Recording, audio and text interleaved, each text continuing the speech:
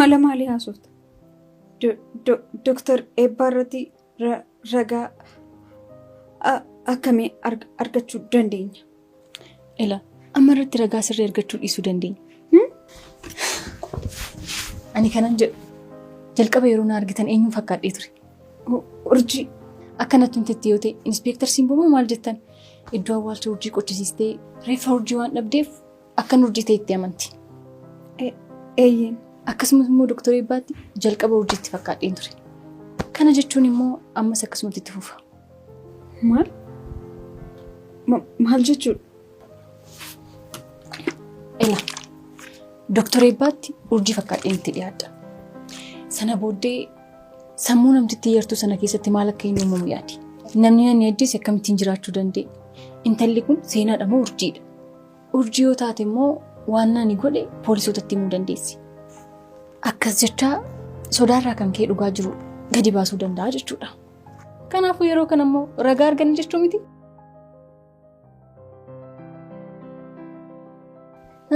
Maali yaadda? Yaada gaarii miti? Amma garuu hundi keenya Dooktar Eebbaa dabalatee akka urjii hin taane barreerra. Beekaafin akkas jedheen jedha. Eenyummaa kun jijjiiree malee ani urjiidhaan jedha. Yaada gaarii natti fakkaata. Namichi garuu seexana. Urjii yoo taate iccitii koo ifa baasti jedhee waa si gochuu danda'a. Inni seexana.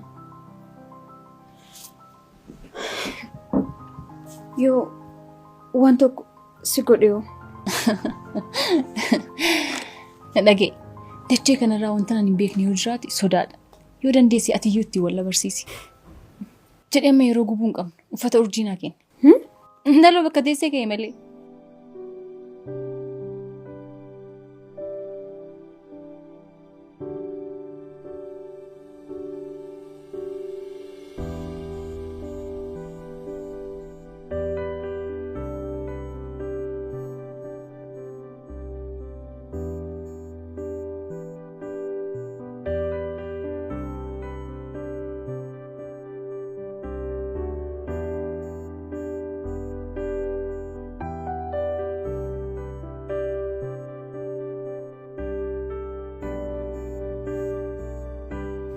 Amma neenyu.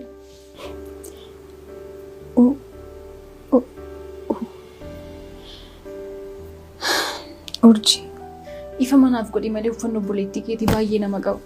Waggaa guutuu akka kanatti uffachaa turte?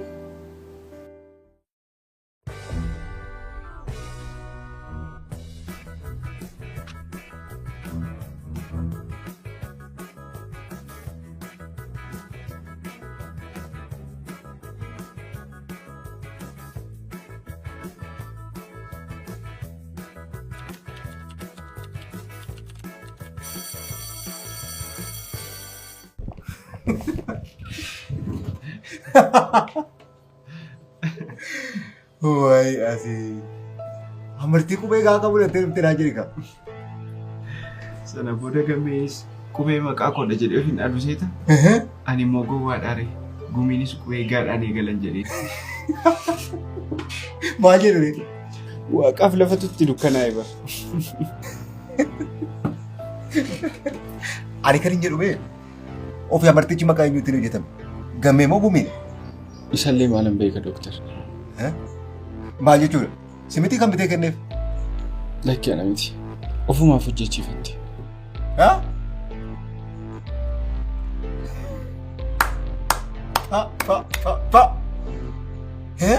Kun geemii ajaa'ibaati. Sammuu addaati kun. Waan baay'ee namatti toludha kun. Salphaamu. Fireen barnoota irratti qofa osoo hin taane shira irratti illee hin danda'amtu. Sammuu ajaa'ibaa qabdi. Ayi qubee gaa. Qubee akkam namatti toludha maaloo.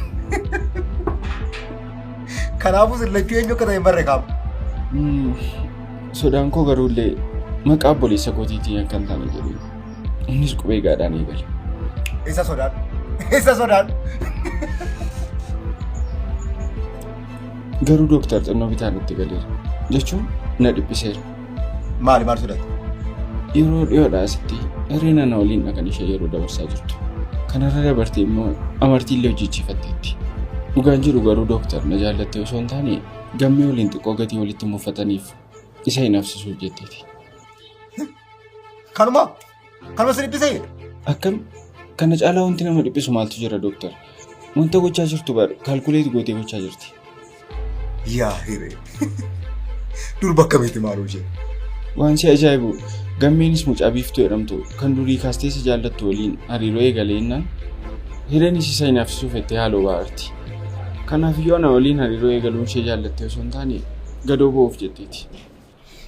Ila gume. Sababa kamiin iyyuu haa ta'u wanti guddaan si bira dhufu isheeti. Durba xiqqeedhaan si bira dhufte immoo ati yaadaan qabdee biratti hambisuun beekeeti. Isheen xiqqeedhaan si bira dhuftu iyyuu ati dhiira filatamaa ta'uu kee hojiidhaan itti agarsiiftee ishee booji'uu qabda. Akkamitti isa jedhu garuu situ beeku. Sirrii jettee dooktar. Xiqqee yeroo muraasaaf jettee natti dhiyaattus bakka buufata ishee bara baraa godheen itti agarsiise. Inumaayyuu kun carraa baay'ee gaariidha. Ariifadhu malee yeroo natti qabdu bara amma gammee fi hiree walitti araaraman qofatti. Kana gochuun dandeessu taanaan otomaatii tottolfattu sitti barfata. Jechama tokko kan sibiilli yeroo ebatteeffamaa jedhu tokko nageenye. Intala gammee jaalattu sana maqaa ishee maal jettee? Biiftuu. Mee waa'ee ishee xiqqoo natti himi.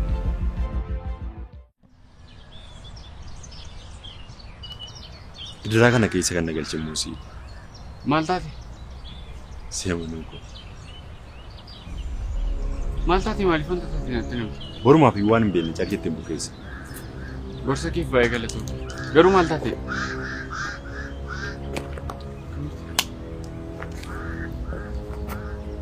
Gurbaa kana fuula koo dura deemsi. Saamsoon kophaa keessa yaasuus hin barbaadu. Gurbaa kana fuula koo dura deemsi. Afachuu maal taateeti? Maratti mooti!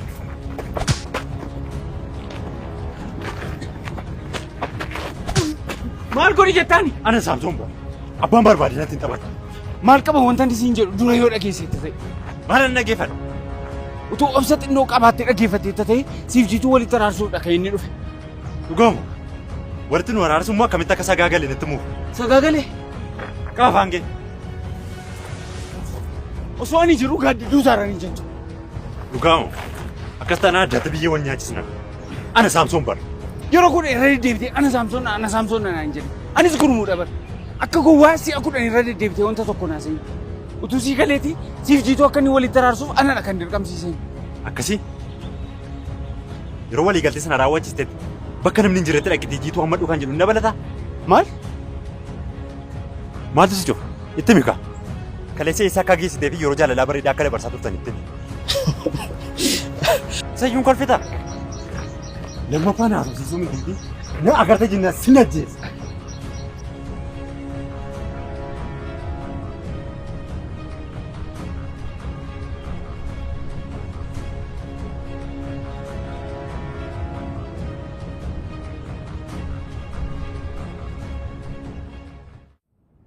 Qabxiiwwan shan kun kan qorattoonni baruuwwan qorannoo garaagaraaf itti fayyadamanidha. Mee si'a tokko irra naaf deebi'i. Tole, inni jalqabaa qorannoo exploration yoo ta'u, kunis sadarkaa jijjiiramootaaf barbaachisoo ta'aa jettee yaaddu irratti akkaataa gaaffii barbaaddetti maddisiiftudha. Maarree inni explorationidha naan hin jenne? No, inni lammaffaadha. Levelii kanarratti jechicha akkuma nutti immoo akkaataa itti explain gochuun ibsinudha. Qorattoonni qorannoo isaanii keessatti taatee yookiin mudannoo tokko akkamitti akka uumame karaa ittiin galmeessanidha. Inni sadaffaan descriptionidha. Afachu isa utuu ati natti himne yaala. Tole yaali. Akka dura natti himtetti descriptionii jechuun ka'umsa dookumentii wanta ta'ee galmeessanii kaa'uu yookiin documentationiidha. Qaxalee kun ni arfaffaanu understanding kan jennu. Qorannoo tokko keessatti akkaataa fi adeemsa namoonni haala qorannoo sanaa keessatti itti barbaachisan hubachuudha. baay'ee gaarii. Inni shanaffaa no. Maallaan jettee? Production isaa hin beeku. Na jalaa badeera. Ani immoo yeroo jettu natti mufansee. Maal ture garuu waa'ee gara fuulduraa waliin waan wal qabatu. Eeyyee jechichi iyyuu kallattii si qabsiisa. Predict jechuun raaguu jechuudha miti. Kanaafuu qorannoo predictionii keessatti bu'aa qoranicha irratti hundaa'uun eegalee tilmaamuun yookaan raaguu jechuudha. Ifadha? Sirriitti malee. Toli. Ji'oogiraafii amma kan erga laallee amma gara barnoota biraatti dabarraa giiftii.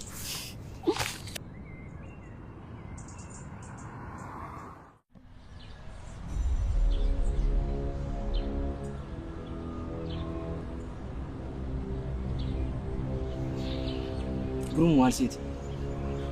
Jiiduu miira keessa galtee dhiifama na gaafatte na hammatte. Achi anis haalli isheen keessa jirtu waan na gaddisiiseef anis nan hammadhe. Kana argeeti bar kan qabaa na gadhiisaa jedhu. Rakkoon qabu dhiisi. Amma xiqqoo aaree waan jiruuf dhiironni tasgabbaa'u na soofsiisnaan. Achi boodoo Sana booda nagaa buustu ka. anatu mucaa bineensa sana wajjiniin nagaa buusa. Yoo mi'ati sammaa aartee waan jirtuuf yennaa tasgabboofte haalota hundumaa salphistee ilaalcha. Aboo na dhiisi. Inumaa moo waan kana keessa kan na galchisiidha. Maal kolfitaa? Isin lachuu keessan iyyuu sidha kan wanta kana keessa na galchee jettu. Ani yoomiin rakkoo kana keessa sin galche. Aha. Na dhiisi. Wanta mammaa taasifte hundi isaa ciigoon. Maaliif waan dubbachuu barbaadu kallattii dhaalatti dubbatu? Isatti hafa jetteetu akkasitti ulfaanneef suusa jedhee yoon dubbadhee wayyee jedheen malee. Haalli uffannaa keetis jijjiirameera. Maaltu beekee eenyummaa koo duriitti deebi'uuf yaadeen ta'a. Eenyummaa koo duriitti? Inumaa mucaan kaleessa ijaan argaa dhiiraa mitiitti sagalee iyyuu gurraan lagattu. Har'a maaltu argamnaan beellamuudhaaf na waamte? Aktarasii jabduu ta'uu hin danda'a jechuudha. Maal jechuudha gaa? Amma namoonni hunduu na hubachuu dadhabanitti aktarasii cimtuu ta'uu koo itti agarsiiseera. Siinsi dabalatee jechuudha. Amma namoonni hunduu na hubachuu dadhabanitti? Dooktar Eebbaa, dur nama qaruuxee natti fakkaata turte. Tole kun immoo maal jechuudha? Akkuma warroota kaanitti salphaatti waan gowwoomfamtu natti fakkaatii hin turre. Egaa giiftii koo, an ammas naaf hin galle. Dhuguma natti mimu. Seenaan urjii miti yeroo jedhan dhuguma amante? Namni dhuguma amma kana wal fakkaata jettee fudhatte? Eenkaa, addunyaa irratti barnamudha. Namoonni nu fakkaatan torbatu addunyaa kanarra jira jettee sobaan amansiisuufi? Kun soba miti bari. Kun waan saayinsii mirkaneessee addunyaan immoo amante. Tole, namoota nu fakkaatan torbatu addunyaa kanarra jira jennee afdhaan. Garuu immoo akkamitti amma kana shamarree urjii fakkaattu naannootti jirtutti argamte? Shamarree urjii fakkaattu addunyaa kanarra hin jirtu jechuu koo miti. Otoo Awurooppaa, Ameerikaa, biyyoota gara biraatti argamtee rakkoo hin qabu. Biyya kana keessatti immoo Itoophiyaa amma kana bal'attu keessatti shamarri kun akkamittiin naannootti jirtutti argamte? Lafumaa kaatee iddoo ati jirtu barbaaddee dhufuun ishee waan akka tasaa teessitti fakkaata? Tole, ati amantee fudhatteetta? Tole maal naan jechaa jirta? Ani eenyudha naan jechaa jirta? Doktoroonni namoota baratanidha. Kanaafuu akka nama baratetti yaadi. Yoomtu murree yaafachuu? Ani fati waan baay'ee wajjin jalqabne malee waan xumurrii hin qabu.